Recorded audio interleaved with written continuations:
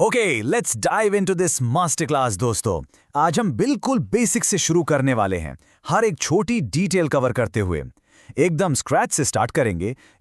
Biology actually है क्या, life की फंडामेंटल यूनिट किसे कहते हैं, और कैसे महान साइंटिस्ट ने इस माइक्रोस्कोपिक दुनिया के राज खोजे। तो अपनी सीट बेल्ट्स बांध लीजिए, क्योंकि ये जर्नी एब्सोल्युटली फैसिनेटिंग होने वाली है। तो आज के इस एक्सप्लेनर में हम इन 6 कोर टॉपिक्स को कवर करेंगे। व्हाट एग्जैक्टली इज बायोलॉजी से लेकर बॉटनी एंड जूलॉजी के basics, the fundamental unit of life, history and discovery, formulating the cell theory, और आखिर में the great legacy of G.N. Ramachandran. ये आपके एग्जाम्स के लिए एकदम क्रूशियल है, तो हम स्टेप बाय स्टेप जाएंगे और सब कुछ क्लियर करेंगे। Alright, section 1। चलिए सबसे पहले और सबसे बेसिक सवाल से शुरू करते हैं। बायोलॉजी आखिर अपने कोर में है क्या? इस डेफिनेशन की सबसे खास बात बताए क्या है? ये कितनी सिंपल यट कितनी डीप है। बायो का मतलब है लिविंग और लॉजी का मतलब to study. Basically biology living organisms और उनके अंदर होने वाले फिजियोलॉजिकल प्रोसेसेस की स्टडी है, या अगर थोड़ा और इंटेंसली कहें तो अर्थ पर लाइफ की पूरी कहानी ही बायोलॉजी है। और इस कहानी को सबसे पहले इतने डीपली किसने पढ़ा था? एरिस्टोटल ने।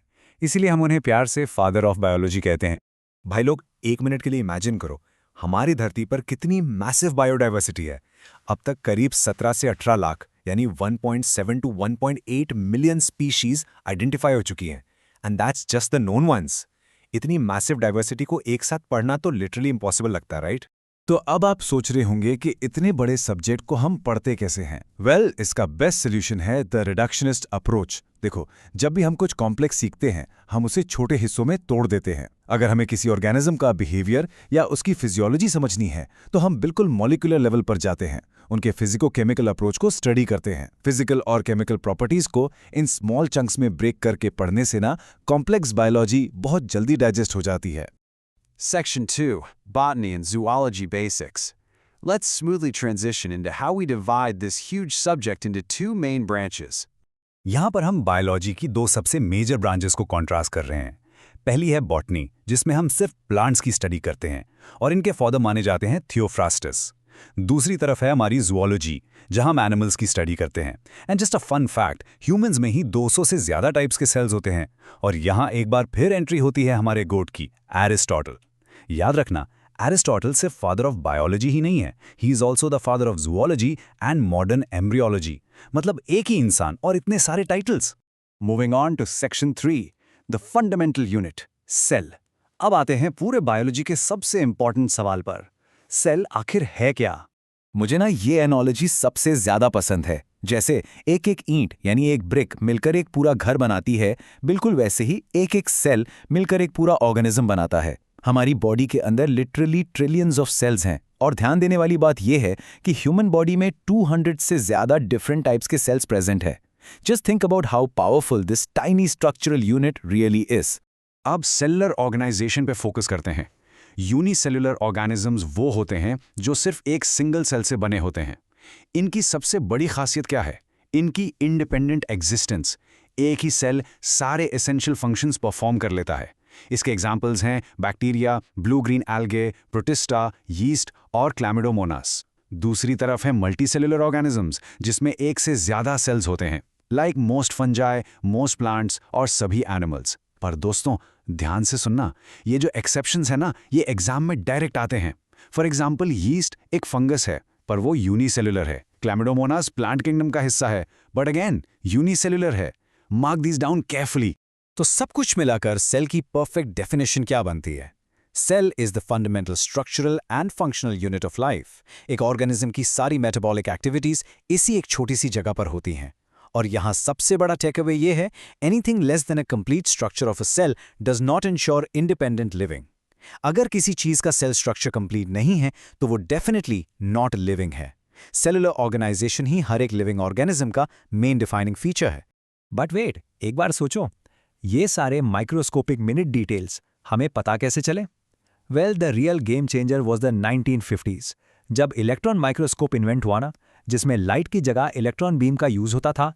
तब जाकर हमें सेल के अंदर ही हिस्से प्रॉपर्ली दिखनी शुरू हुए। राइबोसोम्स, एंडोप्लाज्मिक रेटिकुलम और डिटेल्ड सेल मेम्ब्रेन, ये सब इलेक्ट्रॉन माइक्रोस्कोप के आने के बाद ही रिवील हो पाया। उससे पहले ये सब एक मैसिव मिस्ट्री था। Section 4, history and discovery of cells. चलिए थोड़ा टाइम में पीछे चलते हैं और देखते हैं इस माइक्रोस्कोप के ब्रेक थ्रू की एक्चुअल टाइमलाइन क्या थी।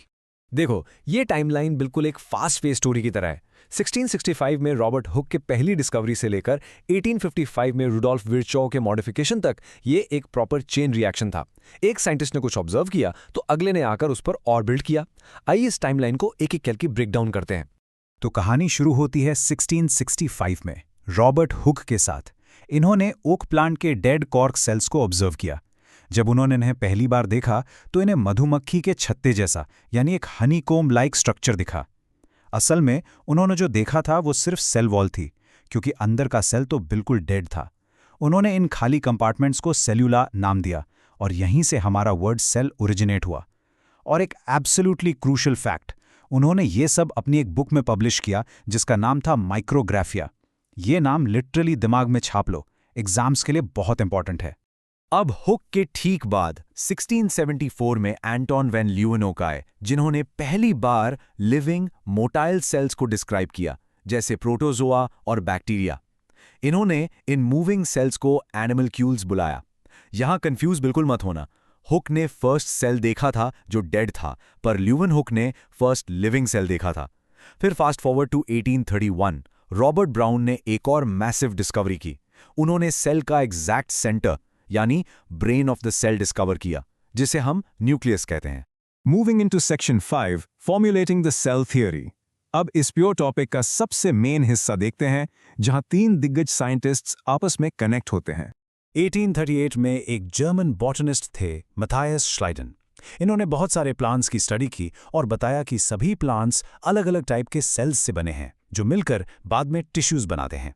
उसके ठीक एक साल बाद 1839 में एक ब्रिटिश जूलॉजिस्ट आए, थियोडर श्वान, जिन्होंने एनिमल सेल्स को डीपली ऑब्जर्व किया। उन्होंने नोट किया कि एनिमल सेल्स के बाहर एक बहुत थिन लेयर होती है जिसे आज हम प्लाज्मा मेम्ब्रेन कहते हैं। पर श्वान सिर्फ एनिमल्स पर नहीं रुके, उन्होंने प्लांट सेल्स को भी स्टडी किया और एक कमाल का ऑब्जर्वेशन दिया कि प्लांट सेल्स में एक और एक्स्ट्रा आउटर लेयर होती है, सेल वॉल। सोचो जरा, सेल वॉल की प्रेजेंस एक जूलॉजिस्ट ने हाईलाइट की थी। कितना इंटरेस्टिंग है ना। तो स्वान ने अपना हाइपोथेसिस रखा और फिर उन दोनों ने मिलकर फेमस सेल थ्योरी फॉर्मुलेट की। इसका मेन पॉइंट एकदम सिंपल था, all living organisms are composed of cells and products of cells. Theory तो बन गई, बट प्रॉब्लम ये थी कि इसमें एक बहुत बड़ा ड्रॉबैक था। ये थ्योरी ये तो बता रही थी कि प्लांट्स और एनिमल सेल्स के बने हैं, पर ये नहीं बता पाई कि भाई ये नए सेल्स आते कहाँ से हैं। उन्हें लगता था कि सेल्स बस अपने आप या स्पॉन्टेनियस जनरेशन से बन जाते हैं। और हाँ, इस प्यूरे कॉन्सेप्ट का एक बहुत बड़ा एक्सेप्शन भी है, वायरसेस, क्योंकि इनका अपना कोई एग्जैक्ट सेलुलर स्ट्रक्चर नहीं होता। और सबसे बड़े ड्रॉबैक को आखिरकार सॉल्व किया रुडोल्फ विर्चो ने 1855 में। उन्होंने आकर इस सेल थ्योरी को एक फाइनल शेप दी और एक बहुत ही फेमस स्टेटमेंट पास किया, ओमनीस सेलुला एस सेलुला।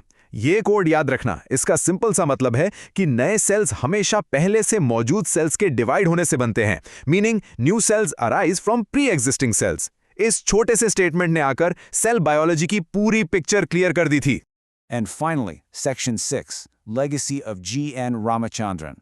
आज की इस मास्टर क्लास को रैप अप करने से पहले चलिए हम एक एब्सोल्यूट लेजेंड के बारे में बात करते हैं, जिन्होंने स्ट्रक्चरल बायोलॉजी का नक्शा बदल दिया।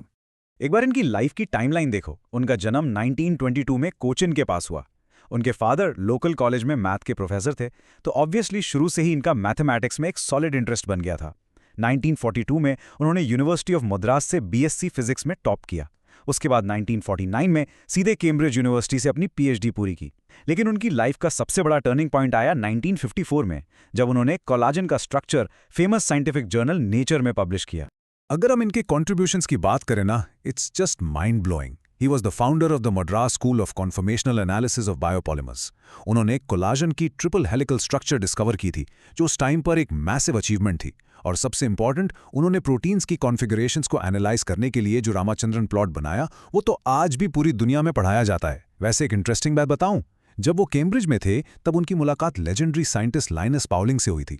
पाउलिंग के अल्फा हेलिक्स और बीटा शीट मॉडल्स ने रामचंद्रन जी को डीपली इन्फ्लुएंस किया और उन्हें अपने खुद के मॉडल्स बनाने के लिए पुश किया। तो दोस्तों, just take a step back and think about this entire journey. Robert Hooke के एक बेसिक से माइक्रोस्कोप में देखे गए डेड कॉक सेल से शुरू होकर आज हम G.N. रामचंद्रन के मैप्ड किए गए complex triple helix of collagen तक पहुंच चुके हैं। हमने एज अ स्पीशीज इतनी लंबी साइंटिफिक जर्नी तय की है। So my question for you today is, What do you think will be the next massive breakthrough in cellular biology? क्या हम fully synthetic cells बनाएंगे या शायद disease reversing cellular nanobots? अपनी curiosity को बस ऐसे ही जगाए रखिए. Keep learning and I'll catch you in the next Deep Dive Explainer.